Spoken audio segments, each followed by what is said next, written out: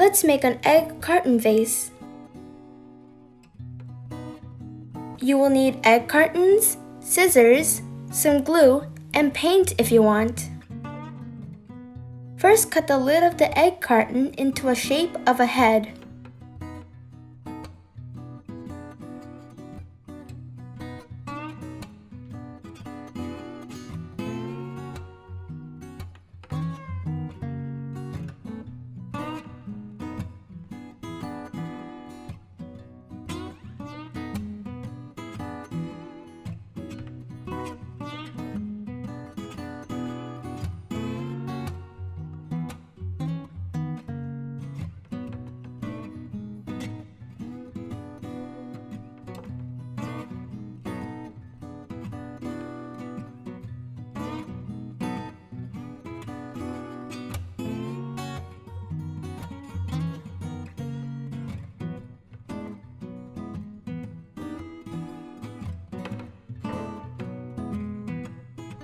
Cut anything you want to put on the face, such as some eyes, a nose, a mouth, and eyebrows from an egg carton.